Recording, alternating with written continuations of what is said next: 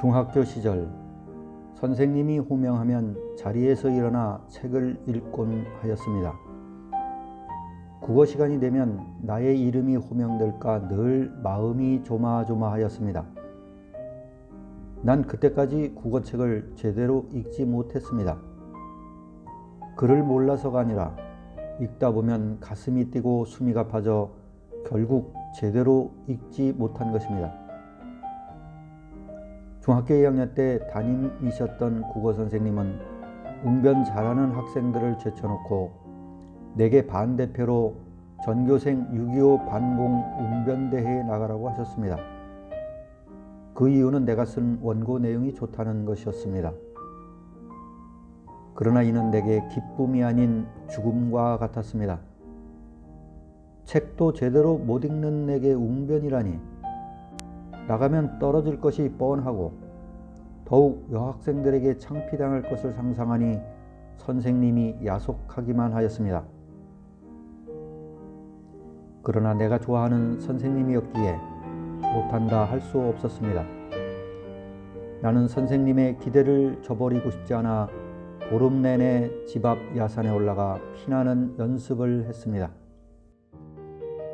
드디어 예선전 날 교실엔 각 반에서 뽑힌 친구들과 심사 선생님 몇 분이 앉아 계셨습니다. 비록 예선전이었지만 처음 웅변대회에 나온 나로서는 마음이 진정되지 않고 나중엔 온몸이 떨려왔습니다. 포기할 수 있다면 당장 그렇게 하고 싶었습니다.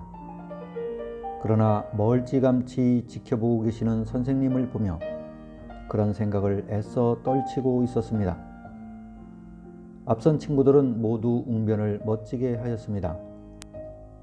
매년 1등을 도맡아 하는 친구는 입에 거품을 물고 침까지 튀겨가며 여전히 잘 하였습니다. 드디어 내 차례가 되어 단상에 올랐습니다. 다리가 후들거림을 느꼈지만 예상보다 떨지 않고 출발을 잘 하였습니다. 중간쯤에 이르러서는 책상을 주먹으로 치고 두 손을 불끈 쥐고 소리도 질러가며 아주 잘하고 있었습니다. 내 스스로도 대견스러울 만큼 너무나 잘하고 있었습니다. 그런데 거의 끝나갈 무렵 갑자기 내가 왜 이렇게 잘하는 것이지? 과연 끝까지 잘할 수 있을까? 하는 방정맞은 생각이 순간 스치며 갑자기 원고 내용을 까먹고 말았습니다. 아무리 생각해 보려고 온갖 애를 썼지만 완벽하게 외웠던 원고가 전혀 생각나지 않았습니다. 결국 한참을 머뭇거리다 멋쩍은 얼굴로 단에서 내려오고 말았습니다. 나중에 알고 보니 모두 원고를 외우고 올라오지만 원고를 한 장 한 장 넘기다가 혹 잊으면 원고를 보았는데 난 아예 원고를 덮어놓고 하다가 그만 낭패를 본 것입니다. 예선에서 탈락한 나에게 선생님은 아무런 말이 없으셨습니다. 그런데 선생님이 왜 나를 반대표로 뽑으셨는지 그것이 정말 궁금했습니다. 아무리 원고 내용이 좋아도 웅변이라는 것이 내용으로 상을 받는 것이 아니라는 것을 누구보다 더 잘 알고 계셨을 것이기 때문입니다. 내가 잘 해내리라 믿으셨던 것인지 아니면 내게 기대하신 바가 있었던 것인지 알 수 없었습니다. 그러나 이 경험은 나도 웅변을 할 수 있다는 큰 용기와 자신감을 얻게 해준 계기가 되었습니다.